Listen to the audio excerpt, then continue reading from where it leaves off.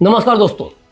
भारत को आज़ाद हुए 77 साल हो चुके हैं और इसी के साथ ही भारत के संविधान को लागू हुए भी 75 साल हो गया है। देखा जाए तो संविधान के बहुत सारे हिस्से विदेशी सोच पर आधारित हैं और इसे बदलने की ज़रूरत भी है। और ज़रूरत इसलिए है कि इतने लंबे वक्त के बाद किसी भी देश की ज़रूरतें बदल जाती हैं। एक्सपर्ट भी कहते हैं कि लिखित संविधान का जीवन काल सिर्फ 17 साल होता है और चूंकि मौजूदा संविधान बहुत हद तक भारत सरकार अधिनियम 1935 पर आधारित है, इसलिए इसे औपनिवेशिक विरासत कहना गलत नहीं होगा। फिर सवाल है कि संविधान बदला कैसे जा सकता है, जब 1973 का सुप्रीम कोर्ट का फैसला साफ कहता है कि संविधान का बुनियादी संरचना नहीं बदला जा सकता, लेकिन कोर्ट का यह फैसला वर्तमान संविधान पर लागू होता है ना। लेकिन अगर नया संविधान ही बन जाए तब पर भी क्या सुप्रीम कोर्ट का संविधान के मूल ढांचे से जुड़ा नियम लागू होगा? सुप्रीम कोर्ट ने 1973 में ये फैसला क्यों दिया? इसका राहुल के उस वक्तव्य से क्या संबंध है जिसमें वे लगातार ये कह रहे हैं कि मोदी सरकार से संविधान को खतरा है? इसे समझने के लिए इंदिरा सरकार के उस समय के शासन को समझना होगा। 24 अप्रैल 1973 को केशवानंद भारती मामले में सुप्रीम कोर्ट से फैसला आता है। केशवानंद भारती केस में आदेश के जरिए मूल ढांचे की अवधारणा को लाकर सुप्रीम कोर्ट ने इस बात को सुनिश्चित करने का प्रयास किया कि भविष्य में कोई भी सरकार संविधान संशोधन के नाम पर राजनीतिक फायदे के लिए नागरिक अधिकारों में कटौती या उनसे खिलवाड़ नहीं करे। किसी भी देश के संविधान के लिहाज से नागरिक और नागरिक अधिकार से बढ़कर कुछ नहीं होता। इस केस में फैसले से पहले इंदिरा गांधी बतौर प्रधानमंत्री इस दौरान 13 बार संविधान संशोधन कर चुकी थी। 1972 में इंदिरा ने जो संशोधन किया उसमें तो संसद से पारित कानून को सुप्रीम कोर्ट में चुनौती दिए जाने वाले अपीलीय अधिकार को ही सीमित कर दिया गया था। राहुल गांधी दिन रात संविधान खतरे में है कि रट लगा रहे हैं। संसद का सत्र शुरू होने के पहले ही दिन वे संविधान की किताब संसद में लहराते भी दिखे। संसद के बाहर भी सोनिया गांधी सहित इंडी गठबंधन के अन्य नेता हाथों में संविधान की पुस्तक लेकर प्रदर्शन करते दिखे। अब संविधान कब खतरे में था और क्या आज के आपातकाल की वर्षी की तरफ से ध्यान बटाने के लिए कल ये सब किया गया था, या फिर एक समय जब संविधान को खतरे में डाला गया उस तरफ से ध्यान हटाने के लिए ये सब किया जा रहा था? जरा इसे भी समझ लेते हैं। 1972 से पहले इंदिरा गांधी की सरकार ने संसद से 24वां संविधान संशोधन अधिनियम 1971 बनवाया।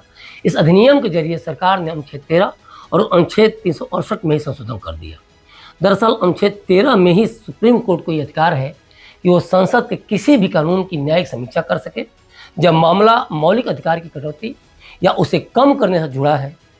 इंदिरा गांधी सरकार ने 24वें संशोधन अधिनियम में ये व्यवस्था बना दी कि संसद को मौलिक अधिकारों को सीमित करने और किसी भी मौलिक अधिकार को वापस लेने की शक्ति है और ऐसा कोई भी कानून अनुच्छेद 13 के दायरे में आने वाला कानून नहीं माना जाएगा। जरा इसकी गंभीरता को भी आप समझिएगा। और इस तरह से इसके जरिए इंदिरा गांधी की सरकार ने मौलिक अधिकार में कटौती या वापसी से जुड़े हर तरह के कानून को सुप्रीम कोर्ट की न्यायिक समीक्षा के दायरे से ही बाहर कर दिया। तो क्या उस समय संविधान को खतरे में नहीं डाला गया? ये एक बड़ा सवाल है। संविधान पर कब सबसे बड़ा खतरा था, इसे समझने के लिए भारत में आपातकाल को भी समझना बहुत जरूरी है। भारत में अब तक कुल 3 बार आपातकाल लग चुका है। पहला अगर देखा जाए तो 1962 में, दूसरा 1971 में और तीसरा 1975 में, और तीनों बार कांग्रेस की सरकार थी। पहली बार भारत और चीन के बीच युद्ध जब हो रहा है तब आपातकाल की घोषणा की गई थी, क्योंकि भारत की सुरक्षा को बाहरी आक्रमण से खतरा बताया जा रहा था और ये खतरा था भी। जब युद्ध होता है तो ऐसी स्थिति होती है। दूसरी बार 3 से 17 दिसंबर 1971 के बीच आपातकाल की घोषणा होती है, जब भारत पाकिस्तान युद्ध चल रहा था और इस समय भी देश की सुरक्षा को खतरा देखते हुए आपातकाल की घोषणा की गई थी। और सबसे विवादित और निरंकुश आपातकाल की घोषणा तीसरी बार इंदिरा सरकार द्वारा 25 जून 1975 को की जाती है और इंदिरा जी उस समय प्रधानमंत्री थी और कारण बताया गया कि देश में आंतरिक अस्थिरता है, इसलिए आपातकाल लागू किया जा रहा है। आज उस आपातकाल को लेकर भाजपा ने एक वीडियो भी जारी किया है। 25 जून 1975 को इंदिरा गांधी ने आपातकाल लगवाने का जो दमनकारी फैसला लिया था, उसमें सबसे कुख्यात था परिवार नियोजन के नाम पर देश भर में जबरन नसबंदी। मीडिया रिपोर्ट्स के मुताबिक 21 महीने की इमरजेंसी में करीब 1 करोड़ 10 लाख लोगों की नसबंदी करवाई गई। 8 साल के बच्चे से लेकर 80 साल तक के बुजुर्गों को भी इस यातना का शिकार होना पड़ा था। इमरजेंसी के दौरान इंदिरा सरकार ने दिल्ली में तुर्कमान गेट और जामा मस्जिद के गरीबों के आशियानों पर बुलडोजर चलवा दिए। कांग्रेस की दमनकारी नीति से करीब 7 लाख लोग बेघर हो गए थे। कांग्रेस के नसबंदी और नवीनीकरण जैसे क्रूर फैसलों ने देशवासियों को इमरजेंसी में जो घाव दिए थे वो 49 साल बाद भी नहीं भर पाए।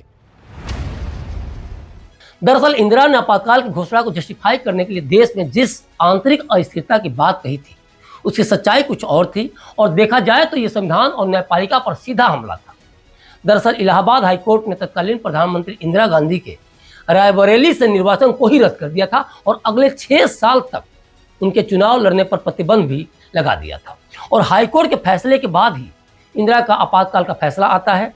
कोर्ट के फैसले के बाद देश भर में इंदिरा गांधी के इस्तीफे की मांग भी शुरू हो जाती है और जगह जगह आंदोलन भी होने लगता है। इलाहाबाद हाईकोर्ट के फैसले के खिलाफ सुप्रीम कोर्ट में इंदिरा जाती हैं, लेकिन सुप्रीम कोर्ट ने भी हाई कोर्ट के आदेश को ही बरकरार रखा और चूंकि अब इंदिरा गांधी के पास कोई चारा नहीं था, इसलिए उन्होंने आपातकाल की घोषणा करवा दी। तो ओवरऑल ये रही इंदिरा सरकार की बात, कांग्रेस की बात।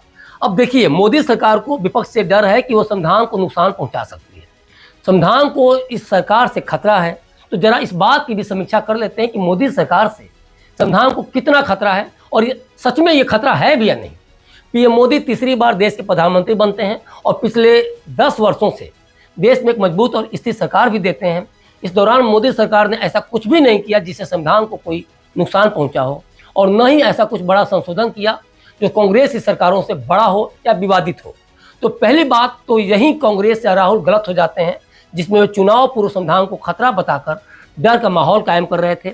आज अगर मोदी तीसरी बार सत्ता में है तो वो राहुल गांधी के कारण नहीं, बल्कि जनता के वोटों के कारण है, बहुमत के कारण है। हाँ, इसमें विपक्ष के तौर पर राहुल या उनकी पार्टी की नीतियां नरेंद्र मोदी को जरूर सत्ता तक पहुंचने में मदद कर रहे हैं या मदद किए, और इसकी शुरुआत 2014 में भी जब हुई थी तो वो कांग्रेस के घोटालों के खिलाफ मोदी सरकार को चुनकर ही हुई थी। हर दिन लग रहे आरोपों से जनता तंग आ गई थी और उसने कांग्रेस को सत्ता में बेदखल कर मोदी सरकार को मौका दिया।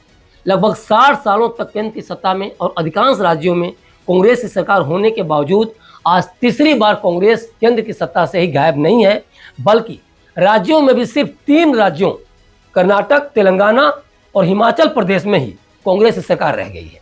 कुछ लोगों का कहना है कि किसी पार्टी को 3 बार ज़्यादा चुना लोकतंत्र के स्वास्थ्य के लिए अच्छी बात नहीं है, लेकिन इसका मतलब यह नहीं कि देश तानाशाही के दौर में प्रवेश कर गया है। कांग्रेस ने 1952 से 1972 के बीच सभी आम चुनाव जीते। इसने 3 दशकों तक बिना किसी व्यवधान के देश पर शासन किया और किसी भी राजनीतिक वैज्ञानिक ने नेहरू युग को या इंदिरा नेहरू युग को तानाशाही नहीं कहा। उसके बाद भी सत्ता में रहने के लिए इंदिरा गांधी ने जनता के मौलिक अधिकारों को छीन लिया, तो ये क्या था? दूसरी बात कि वाम मोर्चे ने लगातार 34 साल तक पश्चिम बंगाल पर शासन किया और वह भी तानाशाही नहीं थी। जहां तक मौजूदा एनडीए सरकार का सवाल है तो यह 2014, 2019 और 2024 में चुनावी प्रक्रिया के जरिए सत्ता में आई है, तो इसे तानाशाही कहना या इसे ये कहना कि संविधान खतरे में है, मुझे लगता है कि ये पूरी तरह से गलत बयानबाजी की तरह ही या पार्टी की या फिर राजनीतिक स्वार्थ की तरफ ही इशारा करता है। इससे ज़्यादा कुछ नहीं कहा जा सकता। जिस कांग्रेस या राहुल गांधी को आज संविधान खतरे में दिख रहा है, अगर उनकी पार्टी के ही शासन से मोदी सरकार के 10 साल के शासन की तुलना कर लें तो हम कुछ और ही पाएंगे। चलिए एक बार इंदिरा गांधी के समय संविधान में कितनी बार बदलाव हुए और पीएम मोदी ने कितने संवैधानिक बदलाव किए, इसकी भी तुलना कर लेते हैं। 1966 से 1977 के बीच संविधान में 25 बार संशोधन किया गया और इस समय इंदिरा सरकार थी।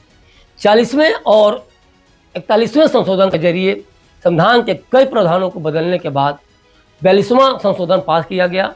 42वें संशोधन में 41 अनुच्छेदों में संशोधन किया गया और 11 जोड़े गए। मोदी सरकार में संविधान में केवल 8 बार संशोधन किया गया। सभी संशोधन विपक्षी दलों के समर्थन से किए गए। चलते चलते मैं यही कहूँगा कि इस बात को समझना जरूरी है कि संविधान नागरिकों के लिए है और किसी भी तरह के बदलाव की इसमें ज़रूरत है तो वो ज़रूर होना चाहिए, क्योंकि इसके निर्माताओं ने खुद ही दस्तावेज में संशोधन के लिए अनुच्छेद 368 का प्रावधान किया है, जिसमें किसी भी हिस्से में संशोधन करने की कोई पाबंदी नहीं थी। मुद्दा यह है कि संविधान के अधिकांश अनुच्छेदों में संसद में बहुमत से संशोधन किया जा सकता है, और क्यों न हो संशोधन, जब संविधान में अब तक 106 बार संशोधन किया जा चुका है और इस बात की पूरी संभावना है कि भविष्य में इसमें संशोधन किया जाएगा। जब संसद नया बन सकता है तो देश के नागरिकों को बेहतर शासन देने के लिए संविधान में बदलाव की बात छोड़िए, नए संविधान की ज़रूरत पड़े तो वो भी बनाने से पीछे नहीं हटना चाहिए। संविधान खतरे में है, ये नारे का डर फैलाना पूरी तरह से गलत है और ऐसा करके विपक्ष सरकार के कामों और देश के विकास प्रक्रिया को स्लो करना चाहता है, इसमें भी कोई दो राय नहीं है। देखा जाए तो उचित प्रक्रिया के माध्यम से किया गया संशोधन संविधान के लिए खतरा नहीं है, बल्कि यह इसे और मजबूत ही करता है। तो अभी तक के लिए बस इतना ही। देखते रहिए क्लिक इंडिया और मुझे दीजिए इजाज़त। शुक्रिया।